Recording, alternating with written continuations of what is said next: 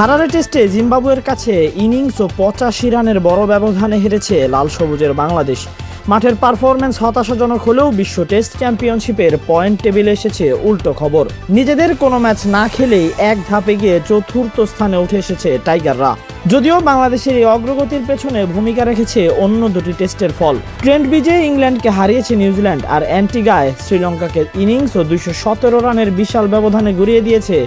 Load shedding হলেও আর চিন্তা নেই, সিনট্যাক্স রিচার্জেবল ফ্যান দিচ্ছে টানা 7 ঘন্টা ব্যাকআপ ওয়েস্ট ইন্ডিজ। বিশেষ করে শ্রীলঙ্কার বড় পরাজয়ের কারণে তাদের পয়েন্ট শতাংশ কমে যাওয়ার লাভবান হয়েছে বাংলাদেশ ও ভারত। আইসিসির সর্বশেষ বিশ্ব টেস্ট চ্যাম্পিয়নশিপের পয়েন্ট টেবিলে বাংলাদেশের পয়েন্ট 58.33%। এই হারেও তারা উঠে এসেছে চতুর্থ স্থানে। কোনো ম্যাচ না খেলেই এক ধাপ এগিয়ে পঞ্চম হয়েছে ভারত, তাদের পয়েন্ট 48.15। অন্যদিকে ষষ্ঠ স্থানে নেমে এসেছে শ্রীলঙ্কা। টেবিলের শীর্ষে আগের মতোই রয়েছে অস্ট্রেলিয়া। পাকিস্তানকে হোয়াইট ওয়াশ করার পরের সিরিজেই যেন মুদ্রার অপর পিঠ দেখছে বাংলাদেশ। দারুণ ছন্দে থাকা সেই দল এবার জিম্বাবুয়ের বিপক্ষেই হার মেনেছে জিম্বাবুয়ের মাটিতে। ব্লেসিং মুজারাবানি, নিউম্যান, নিয়াম হুরিরা রীতিমতো নাস্তানাবুদ করেছে লাল সবুজের ব্যাটারদের।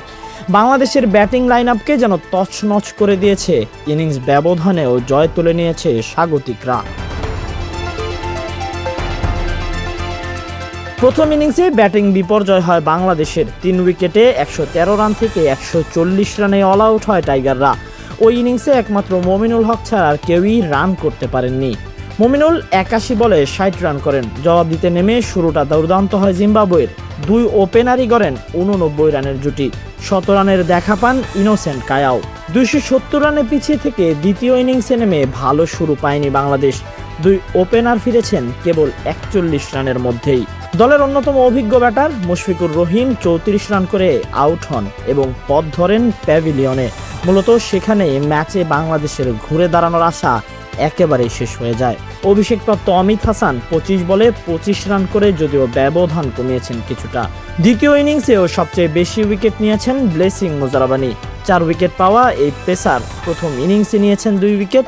রিচার্ড এনগারবা সহ অন্যান্য বোলাররাও উইকেট পেয়েছেন।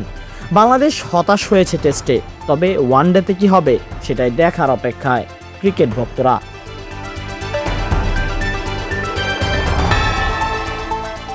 Tahsin Ahmed, BD archive.